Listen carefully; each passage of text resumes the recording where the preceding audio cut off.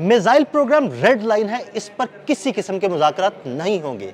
Iran ने दो टोक अल्फाज में अमेरिका तक पैगाम पहुंचा दिया। आमिर रज़ा से बात करते हैं। आमिर भाई, पिछले कुछ दिन से अमेरिका शोर मचा रहा है जी, मेरे ये 4 मुतालबात है, मानने मानने मानने, उसमें मिसाइल प्रोग्राम को रोल बैक करने की बात है। लेकिन आज ईरान ने वाज़ेह तौर पे कह दिया कि जनाब ये हमारी रेड लाइन है, इस पर किसी किस्म के मुज़ाकरात नहीं हो सकते। देखिए, उसकी वजह भी यही है कि ईरान के पास कोई बहुत बड़ी एयरफोर्स नहीं है। ईरान के पास कोई बहुत बड़ा कोई सैटेलाइट का निज़ाम नहीं है।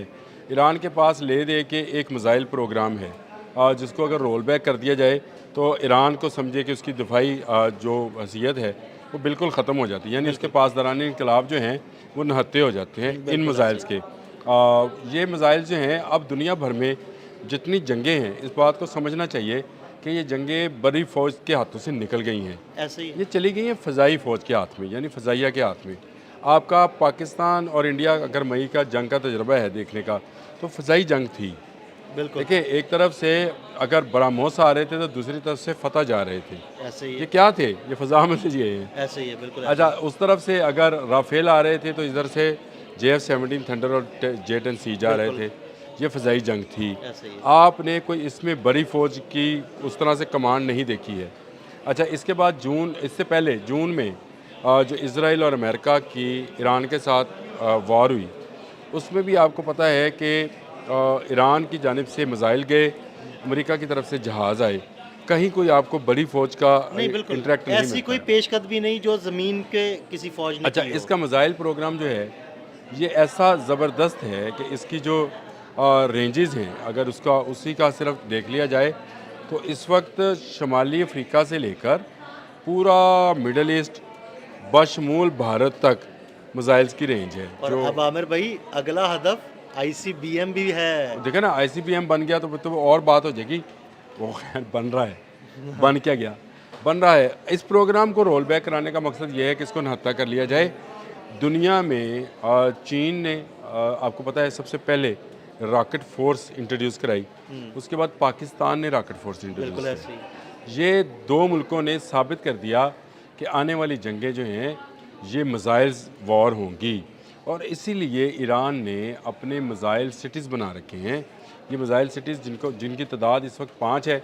आमिर भाई, नॉन मुझे आपके साथ ये मिसाइल सिटीज़ पे बात करनी है, जो ज़ेर ज़मीन इनके मिसाइल शहर हैं। ये मिसाइल शहर कौन कौन से हैं, कितने बड़े हैं, इस पे मैं अलग आमिर भाई से बात करूंगा। अभी आप कंटिन्यू करें। अच्छा, चले, ये मिसाइल सिटीज़ जो हैं इनमें से मिसाइल्स को का निकलने का रास्ता और इसमें से मिसाइल को लॉन्च करने का रास्ता, लोड करने का रास्ता, ये वो तकनीक्स हैं जो ईरान ने बड़ी मुश्किल से हासिल की हैं क्योंकि पाबंदियाँ थी उस पर। इस मिसाइल प्रोग्राम के हवाले से वो जो मिसाइल बना चुका, जैसे शहाब 1 है, 2 है, 3 है, फिर उसके बाद अलकादर है, नूर है, या अली मिसाइल है, इस तरह के बेशुमार मिसाइल जो हैं वो बना चुका हुआ है। और वो ये मिसाइल जो हैं उसका दिफा है। बिल्कुल। वो सब मुल्कों को पता है कि अगर ईरान पर हमला किया तो वो मिसाइल फेंकेगा, और उसने अपने मिसाइल फेंक कर आपको दिखाया भी बिल्कुल। कि वो तेल अबब तक जा सकते हैं और इसराइल को तबाह बर्बाद कर सकते हैं। इवन नेतन्याहू का जो अपार्टमेंट है जहाँ पर रहते हैं, हाँ, उसके बहुत करीब एक मिसाइल उसके गिरा बहुत था। गिरा था। तो इसका मतलब है चंद गज़ के फासले से जो गिर सकता है वो चंद गज़ आगे भी गिर सकता आगे भी है। ऐसे ही है। तो इसका मतलब ये हुआ कि कोई आयरन डोम इस तरह का नहीं है जो इस तरह के बैलिस्टिक मिसाइल्स जो कि जिनकी रफ्तार माख 12 तक हो उनको रोक सके। और ईरान इस वक्त, जो आपने इशारा भी दिया लेकिन मैंने आपको उस वक्त कह दिया, ईरान इस वक्त ICBM पर काम कर रहा है।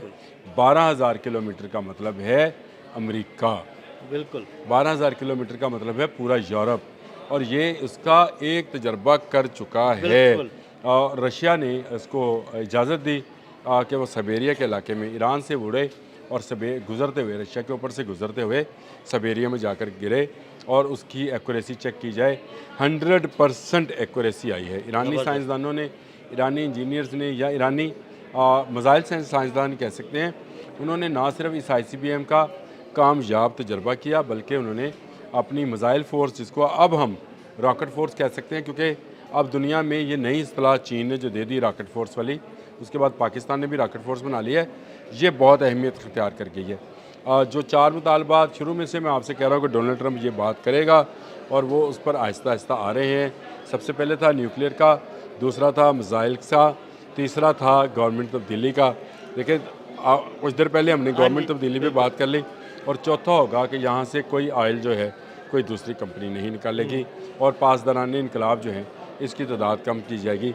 ये दो मुतालबात जो मैंने आखिर में बताए ये अभी सामने नहीं आए, लेकिन ऊपर वाले 3 मुतालबात जो हैं सामने आ गए कि इन 2 अहलकारों का, जिनका मतलब ये जो निकल के आई खबर, उसके मुताबिक यही है कि ईरान से कहा जाएगा कि आप अपना मिसाइल प्रोग्राम रोल बैक करें, यानी आप इसमें कोई नई इनोवेशन नहीं लेकर आएंगे, आप कोई ऐसा मिसाइल नहीं बनाएंगे जिसकी हद अमेरिका तक हो, आप कोई ऐसा मिसाइल नहीं बनाएंगे जो इसराइल को तबाह बर्बाद कर दे। लेकिन आमिर भाई तुम होते कौन हो भाई, क्यों नहीं बनाएंगे? हमारी मर्जी, हम जो मर्जी करें, तुम जो मर्जी बना लो, हमें तुम पाबंदियाँ लगा दो। अब ये वो चीज़ है जिसको लेकर ईरान ने आवाज़ उठाई है। देखिए, अगर आपके पास एटमी कुव्वत है तो फिर तमाम लोगों का, पाकिस्तान ने एटमी कुव्वत क्यों हासिल की थी? उसने कहा जी भारत हासिल कर रहा है तो मुझे क्या है। बिल्कुल अगर अमेरिका के पास एटमी कुव्वत है तो ईरान को क्यों रोका जा रहा है, ईरान पर क्यों पाबंदियाँ आयद की जा रही हैं, और बाकी ममालिक का, इसराइल की आपने इसराइल को एटमी कुव्वत बना दिया बैठे बैठाए, जी बिल्कुल,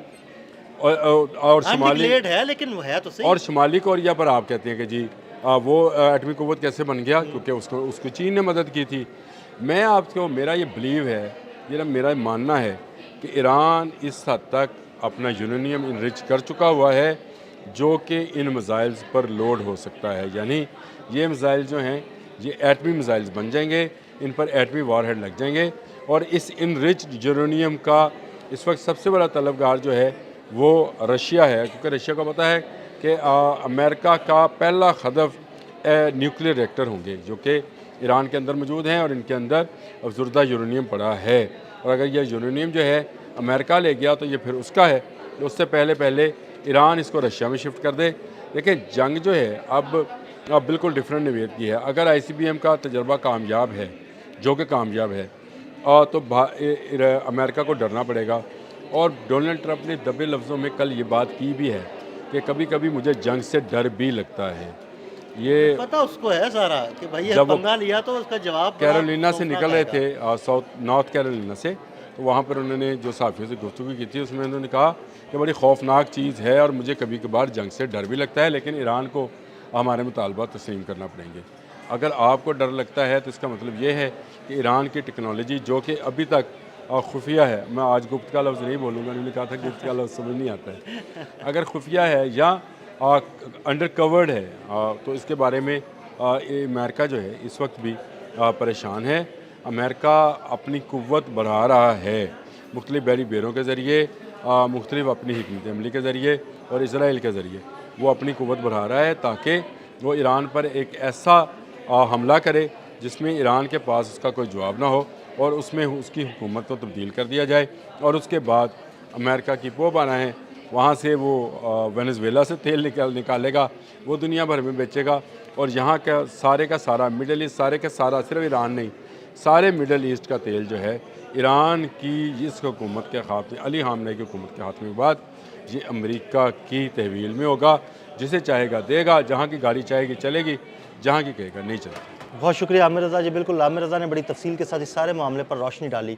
अदील अहमद और आमिर रज़ा को इजाज़त दीजिएगा। अल्लाह हाफ़िज़।